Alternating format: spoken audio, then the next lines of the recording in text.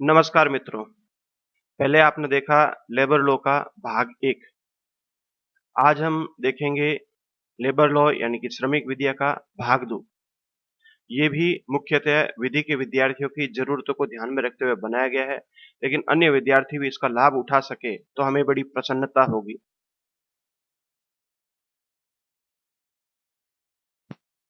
यह वीडियो आपके लिए लेकर आया हूँ मैं भरत कुमार जाजड़ा, और आगे भी इसी तरह के वीडियो आपके लिए लाता रहूँगा। इस वीडियो को ध्यान से सुने और जाने संविधान में श्रम संबंधी मूल्य के बारे में। आज हम शुरुआत करते हैं भारत के संविधान में श्रम संबंधी मूल्य के बारे में।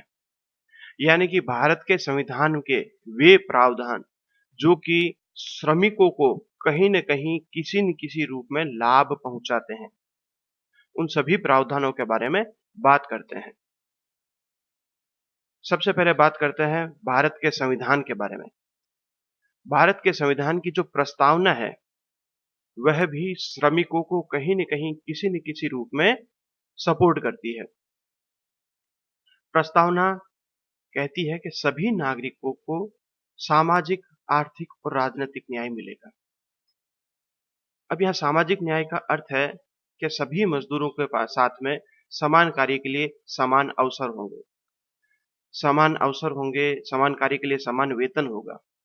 इसी तरह से आर्थिक न्याय मिलेगा, यानी कि उनको मजदूरी इस तरह से मिलेगी कि वह अपने खर्चे चला सके, यानी कि न्यूनतम मजदूरी तो मिलेगी ही मिलेगी, और साथ ही साथ अन्य जो सुविधाएं हैं वह भी मिलेगी। और राजनीतिक न्याय, यहाँ राजनीतिक न्याय का अर्थ है ट्रेड यूनियन का इनको अधिकार होगा, इनके साथ में सुनवाई का अधिकार होगा, ये अपनी बात को रख सके इस बात का अधिकार होगा। ये होंगे विचार, कोई भी श्रम संगठन है अपनी बात खुल के रख सकता है, विचार और अभिव्यक्ति जो भी है वह खुल के कर सकता है। इसी तरह से इसमें जब आगे बात करेंगे प्रतिष्ठा और अवसर की समता, यानी कि प्रतिष्ठा का यहाँ हम ये भी जोड़ सकते हैं कि प्रमोशन के अवसर भी मिलेंगे और नियोजन के जो अवसर है वह भी समान रूप से सबके लिए उपलब्ध रहेंगे। इसी के साथ व्यक्ति की गरिमा, जब व्यक्ति की गरिमा की बात आती है तो श्रमिक की गरिमा का भी ध्यान रखा जाएगा। राष्ट्र की एकता और अखंडता सुनिश्चित करने वाली बंधुता बढ़ाने का उल्लेख करती है। तो इस तरह से हम कह सकते हैं संविधान की प्रस्तावनाओं में ये सिद्धांत जो है सभी श्रम और सामाजिक विधायन और श्रमिक वर्गों के पक्ष में उनकी प्रगतिशील और रचनात्मक व्याख्यातों को तैयार करने के लिए एक आधार प्रदान करते हैं।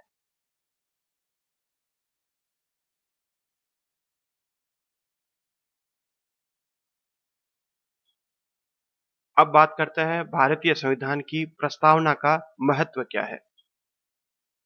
भारतीय संविधान की प्रस्तावना और उसकी उपयोगिता, इसका महत्व सुप्रीम कोर्ट ने कई फैसलों में बताया है और स्वीकार किया है कि भारत के संविधान की जो प्रस्तावना है, इनके उद्देश्य को आगे बढ़ाया जा सकता है।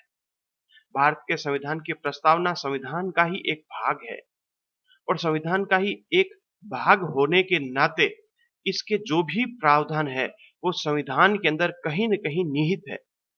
हालाँकि संविधान की प्रस्तावना जिस रूप में लिखी गई है ये ठीक वैसी की वैसी न्यायालय के द्वारा लागू करवाना एक कठिन कार्य है। लेकिन प्रस्तावना उन उद्देश्यों को बताती है जिन्हें संविधान स्थापित करना चाहता है और बढ़ावा देना चाहता है। अब बात करते हैं मूल अधिकारों में श्रम संबंधी मूल्य के बारे में। सबसे पहले बात करते हैं अनुच्छेद 14 के ऊपर।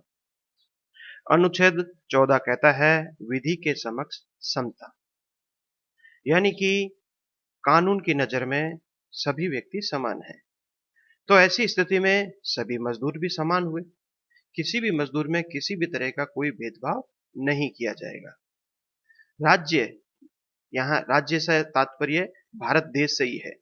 राज्य भारत के राज्य क्षेत्र में किसी व्यक्ति को विधि के समक्ष समता से या विधियों के समान संरक्षण से वंचित नहीं करेगा। ध्यान से सुनिए, राज्य भारत के राज्य क्षेत्र में किसी व्यक्ति को विधि के समक्ष समता से या विधियों के समान संरक्षण से वंचित नहीं करेगा। कानून की नजर में, विधि की नजर में सभी समान हैं और विधियां सबके ऊपर समान रूप से लागू है। इसमें किसी तरह का कोई भेदभाव नहीं है। लेकिन यहां एक बात ध्यान रखें, एक ही वर्ग में रहने वाले व्यक्तियों के लिए एक ही कानून हो सकता है, लेकिन अलग-अलग वर्ग में रहने वाले व्यक्तियों के लिए अलग-अलग कानून बनाया जा सकता है। जैसे कुशल श्रमिक है, उसके लिए अलग परिस्थितियां हो सकती है, अकुशल श्रमिक है, उसके लिए अलग परिस्थितियां हो सकती है। इसी तरह से बात करते हैं कि कोई बिजली का कर्मचारी है, बिजली विभाग के कर्मचारी कौन-सी परिस्थिति में काम करता है, उसके लिए सुविधाएँ अलग हो सकती है। जैसे जो लाइनमैन है, जो खंभे पे चढ़ता है, लाइन ठीक करता है, तो उसके लिए तो सेफ्टी मेजरमेंट उसको मिलने ही चाहिए ना। उसको दस्ताने जो रबड़ के होते हैं, वो मिलने ही चाहिए। इसी के साथ-साथ बहुत से दूसरी सुविधाएँ होती है, वो तो मिलनी ही चाहिए। लेकिन वह कर्मचारी जो कि ऑफ़िस में बैठा रहता है, उसको इतनी ज़रूरत नहीं होती है। या जो केवल छोटे-मोटे रिपेयरिंग के लिए लगाया गया है, तो परिस्थितियाँ दोनों की अलग-अलग है, तो दोनों की सुविधाएँ भी अलग-अलग होगी, दोनों के अधिकार भी अलग-अलग हो सकते हैं। राज्य से वही तात्पर्य है जो अनुच्छेद 12 में लिखा गया है, इस बात को ज़रूर ध्यान में रखें और अनुच्छेद 12 के बारे में संविधान और दूसरे विषयों के अंदर आपको बताया जाएगा। अब बात करते हैं एक महत्वपूर्ण केस के बारे में, रणधीर सिंह बनाम भारत संघ के केस में। सर्वोच्च न्यायालय ने निर्धारित किया कि समान कार्य के लिए समान वेतन का सिद्धांत हमारे संविधान द्वारा स्पष्ट रूप से मौलिक अधिकार घोषित नहीं किया गया है, लेकिन यह संविधान के अनुच्छेद 14, 16 और 39 ग के तहत एक संवैधानिक लक्ष्य है। दूसरे शब्दों के अंदर इनडायरेक्टली, अप्रत्यक्ष रूप से अनुच्छेद 14, 16 और 39 ग के अंदर समान कार्य के लिए समान वेतन के सिद्धांत जो है वो निहित है। इसलिए इनको न्यायालय के द्वारा लागू करवाया जा सकता है और यह अधिकार जो है तर्कहीन, यानी बिना किसी तर्क के अगर कोई वर्गीकरण कर दिया गया और उनमें असमान वेतन पैमाने दिए गए, तो वहां इस निर्णय को लागू किया जा सकता है और कहा जा सकता है कि समान कार्य के लिए समान वेतन दीजिए। और सर्वोच्च न्यायालय ने रणधीर सिंह के इस निर्णय का कई मामलों में अनुसरण किया भी है और आगे भी किया जाता रहेगा। इसलिए समान कार्य के लिए समान वेतन दिया जाना चाहिए। अब हम बात करते हैं समता के अधिकार के अन्य रूप की। अनुच्छेद 16 लिखता है कि लोक नियोजन में अवसर की समता। अनुच्छेद 16 कहता है कि राज्य के अधीन किसी पद पर नियोजन और नियुक्ति से संबंधित विषय में सभी नागरिकों के लिए अवसर की समता होगी। यानी अगर कोई राज्य के अधीन पद है, यानी कि नौकरी है, बोलचाल की भाषा में हम कह सकते हैं, तो उसमें नियोजन या नियुक्ति से संबंधित सब नागरिकों के समान अधिकार होंगे। ऐसे नहीं कि किसी की सिफारिश है तो उसका अधिकार ज्यादा होगा, जिसकी सिफारिश कम है उसके अधिकार कम होंगे, ऐसा कुछ नहीं होगा। कानून की नजर में सभी व्यक्ति समान होंगे। तो ये भी श्रमिकों के लिए एक महत्वपूर्ण प्रावधान है। आगे बात करते हैं स्वतंत्रता के अधिकार की।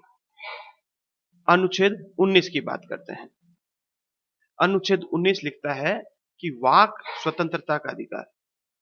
अनुच्छेद 19 एक क में वाक और अभिव्यक्ति की स्वतंत्रता दी गई है। किसी भी व्यक्ति को बोलने की और अपनी अभिव्यक्ति करने की स्वतंत्रता है। यहाँ अभिव्यक्ति से तात्पर्य केवल बोल के ही नहीं होता, अभिव्यक्ति का तात्पर्य जो है या कार्टून के माध्यम से भी कोई व्यक्ति अपनी अभिव्यक्ति कर सकता है, कविता के माध्यम से कर सकता है, किसी चित्र के माध्यम से कर सकता है, कोई रेखा चित्र के माध्यम से कर सकता है या और भी किसी माध्यम से। कई बार एक तीर के निशान या कोई दूसरे निशान होते हैं, उनसे भी अपनी भावनाओं की अभिव्यक्ति हो जाती है। इशारों से अपने भावनाओं की अभिव्यक्ति हो सकती है। तो यह सभी मजदूरों के लिए उपलब्ध रहेगा। इसी के साथ-साथ अनुच्छेद 19 ग कहता है संगम या संघ बनाने का अधिकार। और इस अधिकार के अंतर्गत जितने भी मजदूर हैं, उनको ट्रेड यूनियन या इसी तरह के दूसरे संघ बनाने का अधिकार मिला हुआ है। यहां मैं आपको बता दूं कि अनुच्छेद 19 के अंदर बहुत सारे अधिकार हैं, लेकिन हम अभी जो विषय है वहीं तक सीमित रहेंगे। हमारा विषय है कि भारत के संविधान में श्रम संबंधी क्या मूल्य है, यानी कि हम यह देख रहे हैं कि श्रमिकों के कल्याण के लिए क्या प्रावधान है। तो हम श्रमिकों तक ही सीमित रहेंगे।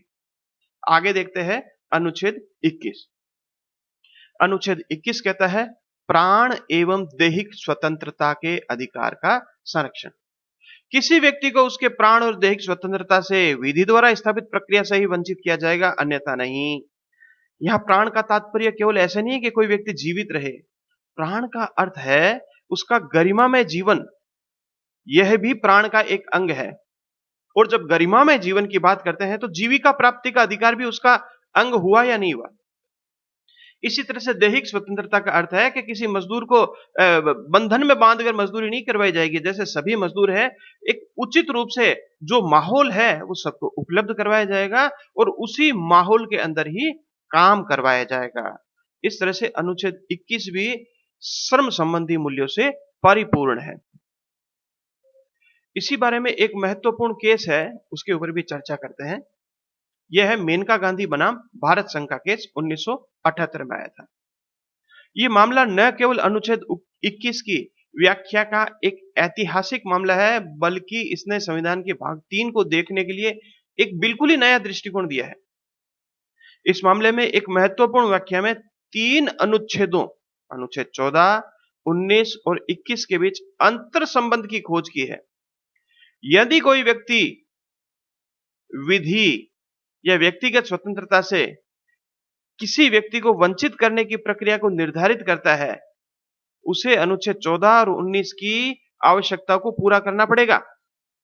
यानी कि कोई भी विधि, ऐसा कोई भी कानून जो व्यक्तिगत स्वतंत्रता को कम करता है या किसी व्यक्ति से उसकी व्यक्तिगत स्वतंत्रता को हटाता है, तो उस कानून को अनुच्छेद 14 और अनुच्छेद 19 की कसौटी पर खरा उतरना होगा। उस विधि को अनुच्छेद 14 और अनुच्छेद 19 की कसौटी पर खरा उतरना होगा। और यह कोर्ट के द्वारा भी तय किया गया है, निर्धारित किया गया है कि देश के बाहर यात्रा और जाने का अधिकार अनुच्छेद 21 के तहत गारंटीकृत व्यक्तिगत स्वतंत्रता के अधिकार में शामिल है। और न्यायालय ने यह फैसला सुनाया है कि एक सक्षम कानून का मात्र अस्तित्व व्यक्तिगत स्वतंत्रता को नियंत्रित करने के लिए पर्याप्त नहीं था, बल्कि अगर कोई कानून है, कोई कानून बनाया जाता है जिससे अनुच्छेद 21 के अधिकारों को कम किया जा रहा है, तो ऐसी स्थिति में उस कानून को भी उचित, ऋजु और न्यायोचित होना चाहिए। एक न्यायोचित प्रक्रिया से ही किसी अधिकार को कम किया जा सकता है, अन्यथा नहीं। राष्ट्र की सुरक्षा के अंदर कुछ अधिकारों पर कभी रोक लग सकती है। इसी तरह से समाज के हित में रोक लगाई जा सकती है, लेकिन अनावश्यक रूप से अनुच्छेद 21 के अधिकारों पर, अनुच्छेद 14 के अधिकारों पर, अनुच्छेद 19 के अधिकारों पर किसी भी तरह का कोई भी हस्तक्षेप स्वीकार नहीं किया जाएगा। इसी तरह से भारत के संविधान में शोषण के विरुद्ध भी अधिकार दिए गए हैं। अनुच्छेद 23 कहता है मानव के दुर्व्यापार और बलात् श्रम का प्रतिषेध। यानी कि मानव का दुर्व्यापार और बेगार तथा इसी प्रकार के दूसरे बलात् यानी कि जबरदस्ती श्रम प्रतिषेध किया जाता है, और इस उपबंध का कोई भी उल्लंघन अपराध होगा जो विधि के अनुसार दंडनीय होगा। दूसरे शब्दों में मानव तस्करी को तो यह अनुच्छेद रोकता ही है, बंधुआ मजदूरी के विरुद्ध भी ये एक सशक्त ढाल है, बेगार प्रथा को भी ये रोकने वाला है। तो इस तरह से कह सकते हैं अनुच्छेद 23 में भी श्रम संबंधी मूल्य विद्यमान है। अब बात करते हैं अनुच्छेद 24 की।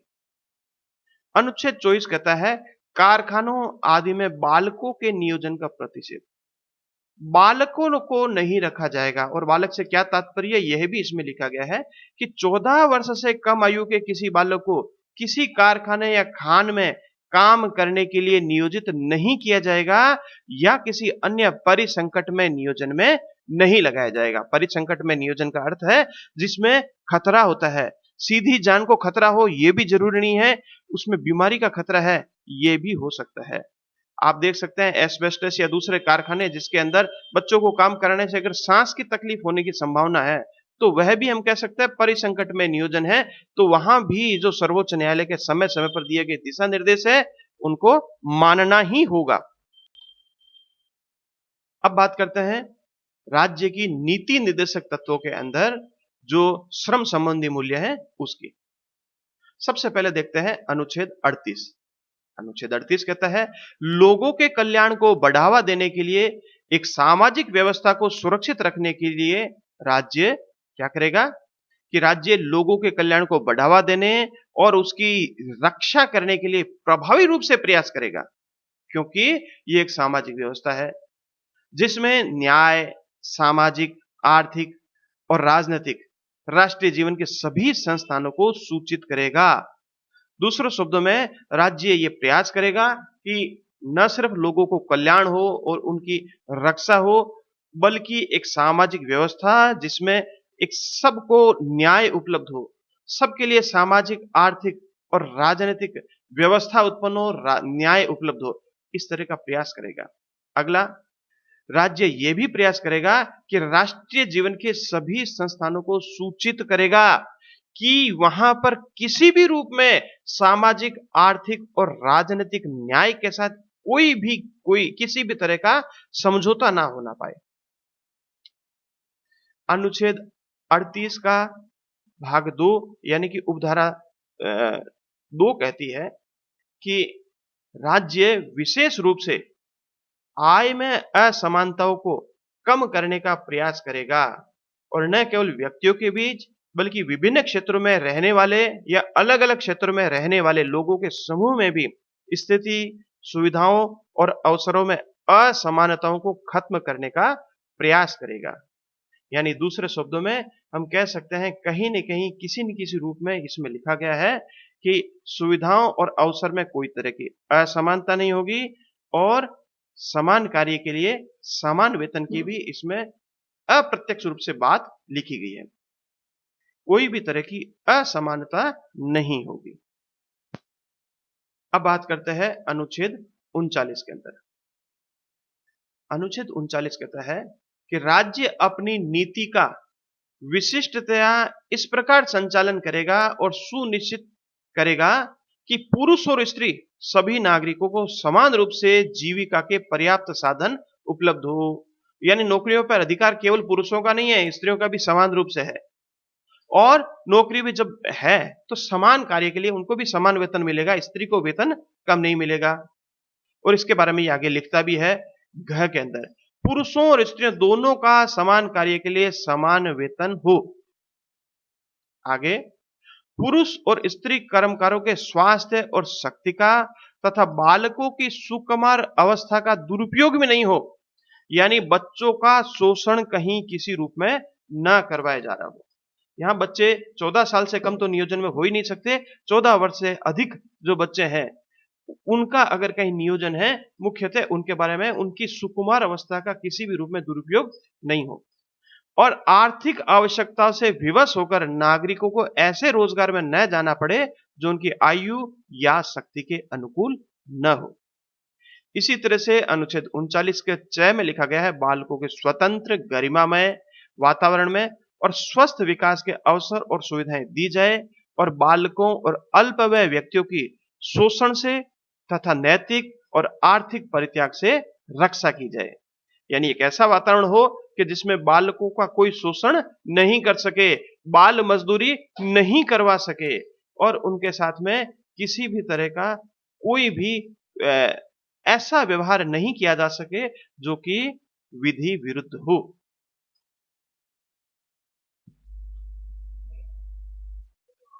अब बात करते हैं समान न्याय और निशुल्क विधिक सहायता के उपबंध के बारे में। अनुच्छेद 39 ए लिखता है कि समान न्याय और निशुल्क विधिक सहायता यह भी राज्य का नीति निर्देशक तत्व है। राज्य यह सुरक्षित करेगा कि कानूनी प्रणाली का संचालन समान अवसर के आधार पर न्याय को बढ़ावा देता है और विशेष रूप से उपयुक्त कानून या योजनाओं या किसी अन्य तरीके से न्याय सुनिश्चित करने के लिए, उस अवसर को सुनिश्चित करने के लिए मुफ्त कानूनी सहायता प्रदान करेगा, मुफ्त या निःशुल्क कानूनी सहायता देगा। और किसी भी नागरिक को आर्थिक और अन्य अक्षमताओं के कारण से निःशुल्क विधिक सहायता से वंचित नहीं करेगा। यानी दूसरे शब्दों में अगर कोई नागरिक है जिसकी आर्थिक अक्षमता है या दूसरी अक्षमता है और उसके कारण से वह व्यक्ति किसी कानून तक पहुंच नहीं पा रहा है या किसी योजना का लाभ नहीं ले पा रहा है या किसी अन्य कारण से या अन्य किसी तरीके से न्याय तक नहीं पहुंच पा रहा है, तो न्याय को सुनिश्चित करने के लिए, उस अवसर को सुनिश्चित करने के लिए उस व्यक्ति को निःशुल्क कानूनी सहायता दी जाएगी ताकि वह व्यक्ति किसी कानून का लाभ उठा सके, योजनाओं तक पहुंच सके और दूसरे तरीके जो है उनसे लाभ ले सके और न्याय ले सके। और ऐसा करने से यानी कि दूसरे शब्दों में निःशुल्क विधिक सहायता देने से हम कह सकते हैं कि कानूनी प्रणाली का संचालन भी मजबूती से होगा और लोगों का न्याय के प्रति विश्वास बढ़ेगा, न्याय को बढ़ावा मिलेगा। अब हम देखते हैं कुछ दशाओं में काम, शिक्षा और लोक सहायता पाने का अधिकार। अनुच्छेद 41 लिखता है कि कुछ दशाओं में काम, शिक्षा और लोक सहायता पाने का अधिकार रहेगा। राज्य अपनी आर्थिक सामर्थ्य और विकास की सीमाओं के भीतर, यानी कि अनुच्छेद 41 थोपता नहीं है कि आर्थिक क्षमता हो या नहीं हो, ये करना ही है, लेकिन आर्थिक सामर्थ्य के अंदर और विकास की सीमाओं के भीतर काम पाने के लिए, शिक्षा पाने के लिए, बेकारी, बुढ़ापा, बीमारी, निःशक्तता तथा अन्य अनहरह अभाव की दशाओं में लोक सहायता पाने के अधिकार को प्राप्त करने का प्रभावी उपबंध करेगा। यानी कि इन तक पहुंच सके कोई भी व्यक्ति जो है राज्य की आर्थिक सामर्थ्य और विकास की सीमाओं के भीतर काम पाने का अधिकार रखता है, शिक्षा पाने का अधिकार रखता है। दूसरे शब्दों में कह सकते हैं 3 अधिकार अनुच्छेद 41 ने दिए हैं, काम पाने का अधिकार, शिक्षा का अधिकार और लोक सहायता पाने का अधिकार। और इस अधिकार में कुछ चीजें आड़े नहीं आने दी जाएगी, बेकारी, बुढ़ापा, बीमारी या निःशक्तता आड़े नहीं आने दी जाएगी। राज्य प्रयास करेगा कि कोई व्यक्ति बुढ़ापे के कारण काम, शिक्षा या लोक सहायता पाने से वंचित न हो, कोई व्यक्ति बीमारी के कारण इनसे वंचित न हो, निःशक्तता के कारण वंचित न हो, राज्य प्रयास करेगा। लेकिन यहां एक बात और बता दें कि राज्य सीधे ही हमेशा नहीं कह सकता कि हमारे पास साधन नहीं है। साधनों का अभाव भी तर्क संगत होना चाहिए। बिना तर्क की कसौटी पर अगर राज्य कहता है कि साधनों का अभाव है और किसी काम को इनकार नहीं कर सकता, क्योंकि राज्य इतने खर्चे चला रहा है, सरकार इतने खर्चे अपने चला सकती है और एक बूढ़े व्यक्ति को, बीमार व्यक्ति को और निःशक्त व्यक्ति को काम, शिक्षा और लोक सहायता पाने से वंचित होते देखते रहती है, उसे सहन नहीं किया जाएगा। अब बात करते हैं अनुच्छेद 42 और 43 के बारे में भी, जो श्रम संबंधी मूल्य है उनकी। अनुच्छेद 42 कहता है काम की न्याय संगत और मानवोचित दशाओं का तथा प्रसूति सहायता का उपबंध।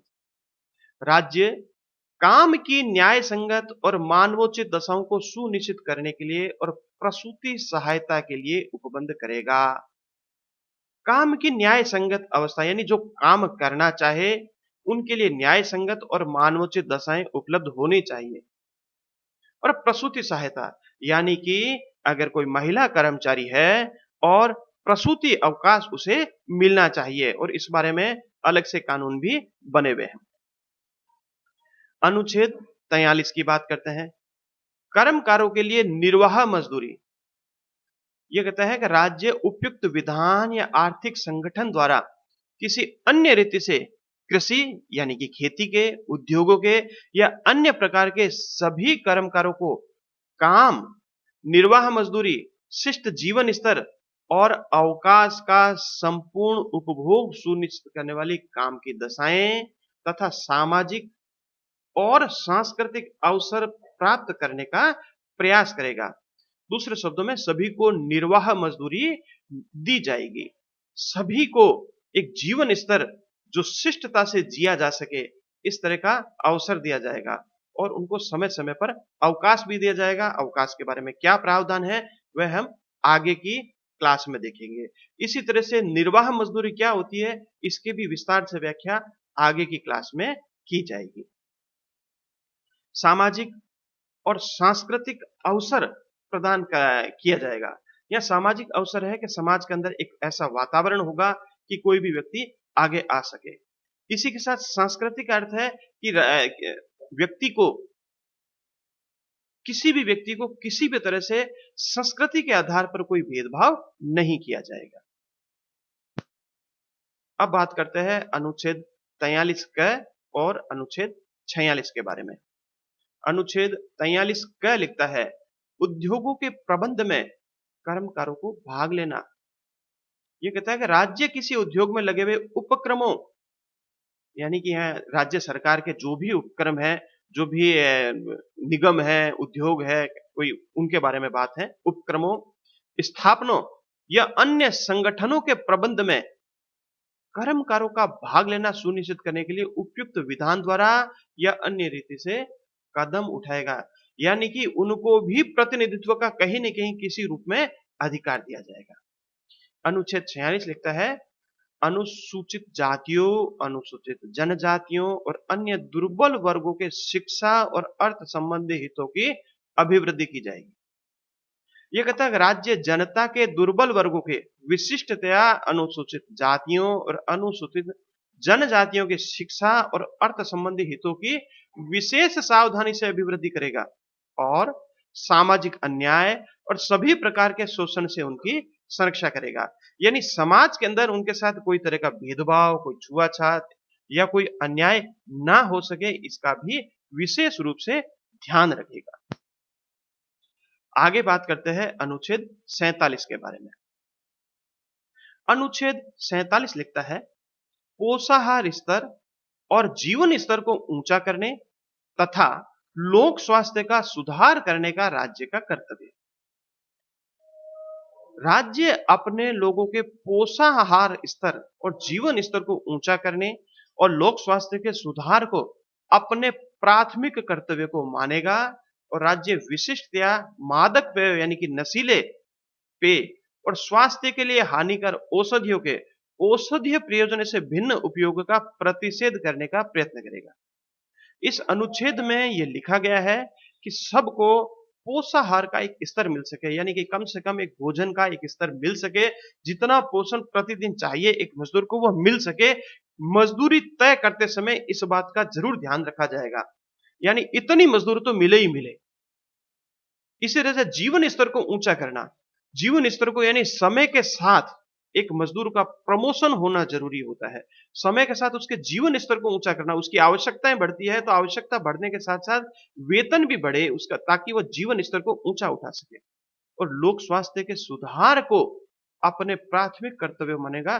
जनता का स्वास्थ्य बढ़े और स्वास्थ्य तभी बढ़ेगा जब उनके वेतन जो है इतना तो मिले कि वह स्वास्थ्य के ऊपर कुछ खर्च कर सके। इसी तरह से राज्य ये लिखता है कि नशीले पेय और स्वास्थ्य के लिए हानिकारक औषधियों से भिन्न जितने भी पदार्थ है उनको मना करेगा, प्रतिषेध करेगा। कई बार देखा जाता है कि मजदूरों के अंदर कोई व्यक्ति नशे की लत लगवा देता है, तो मजदूर का सारा जो जमा पूंजी है वो उसी नशे में चला जाता है। कोई शराब अधिक पीता है, कोई अगर अफीम का सेवन करता है। शुरू-शुरू में तो मजदूर को यह कहा जाता है कि इससे थकान नहीं होगी, लेकिन बाद में उसको नशे की ऐसी लत लगती है कि अपनी समस्त जमा पूंजी को फूंक देता है। इसीलिए उनके ऊपर प्रतिबंध लगा दो ताकि मजदूर तक वो उपलब्धि न हो और उनको कोई बरगला ना सके कि नशीले पदार्थ से भी कोई लाभ हो सकता है। इस बरगलाहट से दूर करने के लिए भी प्रतिबंध बहुत सहायक होते हैं। तो संविधान के ये जो अनुच्छेद 21 है, 23 है, 24 है, 38 है, 39 के, 41, 42, 43, 43 के और 47 की गणना उन परिस्थितियों को अनुमान लगाने के लिए की जाती है जिस काम के लिए श्रम किया जा सकता है, और यह भी केंद्र और राज्य दोनों की सरकार की जिम्मेदारी है कि देश की आर्थिक और राजनीतिक परिस्थितियों और राष्ट्र की गरिमा को ध्यान में रखते हुए उनके लिए सामाजिक अनुक्रम और निर्वाह मजदूरों की सुरक्षा तो दे ही दे। अब हम आगे बात करते हैं मूल अधिकार और नीति निर्देशक तत्व जो दिए गए हैं उनके प्रवर्तन की स्थिति के बारे में। अनुच्छेद 32 मूल अधिकारों के बारे में लिखता है कि संविधान के भाग 3 द्वारा प्रदत्त मूल अधिकारों को प्रवर्तित करने के लिए समुचित कार्यवाहियों द्वारा सर्वोच्च न्यायालय में समावेदन करने के अधिकार की गारंटी देता है। यानी कि जो बातें मूल अधिकार में लिखी गई है उनको लागू करने के लिए सर्वोच्च न्यायालय में रिट लगाकर हम अपने अधिकार को प्राप्त कर सकते हैं। इस बात की गारंटी खुद संविधान ने दी है। लेकिन नीति निर्देशक तत्वों की स्थिति थोड़ी कमजोर है। अनुच्छेद 37 लिखता है कि इस भाग में अंतर्विष्ट तत्वों का लागू होना, क्या लिखता है अनुच्छेद 37 कि इस भाग में अंतर्विष्ट उपबंध किसी भी न्यायालय द्वारा प्रवर्तनीय नहीं होंगे। फिर भी इसके अभिकथित तत्व देश के शासन में मूलभूत है और विधि बनाने में इन तत्वों को लागू करना राज्य का कर्तव्य होगा। चूंकि राज्य के कर्तव्य है नीति निर्देशक तत्व और राज्य की सरकारें जो है उनको हर 5 साल में जनता के सामने जाना पड़ता है, इसलिए कहीं न कहीं वह जनता के प्रति जवाबदेह होती है और इसीलिए नीति निर्देशक तत्वों का भी सम्मान दिया ही जाता है। इस बारे में एक महत्वपूर्ण केस है, थोड़ी उस पे भी चर्चा करेंगे। वो केस है बंधुआ मुक्ति मोर्चा बनाम भारत संघ का केस। मैं अगर संक्षेप में कहूं तो बंधुआ मजदूरों का ये जो मामला है, ये पत्थर की खदान के जो श्रमिक हैं उनकी अमानवीय स्थिति के बारे में है। न्यायालय द्वारा इनकी स्थिति में सुधार के लिए, स्थिति में जांच के लिए एक समिति का गठन किया गया और उसने ये पाया कि उन मजदूरों को ना तो पेयजल की उचित सुविधा दी जा रही है, ना वहां के बच्चों को पढ़ने के लिए स्कूल की व्यवस्था है, ना उनके स्वास्थ्य के देखभाल की कोई सुविधा है और अन्य सुविधाएं हैं उसकी भी कमी थी। और वो इस तरह से इन परिस्थितियों में काम कर रहे थे कि वह पारिस्थितिक रूप से भी खतरनाक उद्योग की श्रेणी में आते थे। इसी के साथ मजदूरों की सेवा शर्तें और सुविधाओं में सुधार प्रदान करके उन क्षेत्रों की जरूरतों को पूरा करने के लिए प्रयास भी नहीं किए जा रहे थे, तो सुप्रीम कोर्ट ने हरियाणा राज्य को निर्देश दिए कि इन अव्यवस्थाओं को सुधारा जाए और अंतर राज्य प्रवासी कामगार जो है रोजगार और सेवा शर्तें अधिनियम उसके अंतर्गत भारत और इसके साथ साथ भारत के संविधान के अनुच्छेद 23, 32, 39, 41 और 42 को लागू करने के लिए प्रयास करते हुए बंधुआ मजदूरों को मुक्त करवाया जाए और उनकी स्थिति में सुधार करवाया जाए। इसी के साथ ही आगे बढ़ते हुए हम बात करेंगे अनुच्छेद 226 और 227 के बारे में। मूल अधिकार के प्रवर्तन के लिए अनुच्छेद 32 के अंतर्गत तो हम जा सकते थे सर्वोच्च न्यायालय। इसी तरह हम अनुच्छेद 226 के अंतर्गत भी मूल अधिकारों के प्रवर्तन के लिए सर्वोच्च न्यायालय जा सकते हैं। और अनुच्छेद 227 में भी कुछ अधिकार है जिनके लिए हम मूल अधिकार और नीति निर्देशक तत्व दोनों के अंदर ही कहीं न कहीं किसी न किसी रूप में हम सहायता ले सकते हैं। अनुच्छेद 226 कहता है कि सभी उच्च न्यायालयों को मौलिक अधिकारों के प्रवर्तन के लिए रिट जारी करने का अधिकार उपलब्ध होगा। अनुच्छेद 226 आगे लिखता है कि उच्च न्यायालय को किसी व्यक्ति या प्राधिकारी को या समुचित मामलों में किसी सरकार को ऐसे निर्देश, आदेश या रिट जिसके अंतर्गत बंदी प्रत्यक्षीकरण, परमादेश प्रतिषेध, अधिकार पृच्छा और उत्प्रेषण रिट या इनमें से कोई भी तरह की रिट निकालने की शक्ति होगी। यानी कि अनुच्छेद 226 किसी व्यक्ति या हाईकोर्ट को किसी व्यक्ति या प्राधिकारी के लिए किसी मामले में 5 तरह की रिट जारी करने का अधिकार देती है और 5 तरह की रिट क्या है? वो है बंदी प्रत्यक्षीकरण, परमादेश, प्रतिषेध, अधिकार पृच्छा और उत्प्रेषण रिट। ना सिर्फ रिट बल्कि अन्य निर्देश या आदेश भी जारी कर सकती है। अनुच्छेद 227 में लिखा गया है, वो यह तय करता है कि प्रत्येक उच्च न्यायालय उन राज्य क्षेत्रों में सर्वत्र जिनके संबंध में वह अपनी अधिकारिता का प्रयोग करता है, सभी न्यायालयों और अधिकरणों का अधीक्षण करेगा, यानी कि सुपरविजन करेगा, ठीक है, ज्यूरिसडिक्शन के अंदर, और सशस्त्र बलों से संबंधित कानून के तहत गठित न्यायालय को छोड़कर जितने भी तरह के न्यायालय हैं, उनका सुपरविजन समय समय पर करता रहेगा, उन न्यायालय को देखता रहेगा राज्य क्षेत्रों के बारे में कि कहीं भी किसी भी जगह पर संविधान के विरुद्ध कार्य तो नहीं हो रहे। तो हम आज पढ़ रहे हैं भारत के संविधान में श्रम संबंधी मूल्य। तो अगर उस संदर्भ में देखा जाए तो अनुच्छेद 227 में सर्वोच्च न्यायालय सॉरी उच्च न्यायालय जो है वो ये जांच कर सकता है कि अधीनस्थ न्यायालयों के अंदर श्रम संबंधी मूल्यों का पालन हो रहा है अथवा नहीं हो रहा है, इसका सुपरविजन कर सकता है। साथ ही आज की क्लास यहीं समाप्त होने वाली है। मैं भरत कुमार जाजड़ा आने वाले समय में आपके लिए फिर नया वीडियो लेके आऊंगा। इस वीडियो को देखने के लिए धन्यवाद। भाग 2 यहीं समाप्त होता है। फिर मिलेंगे, तब तक के लिए जय हिंद, नमस्कार।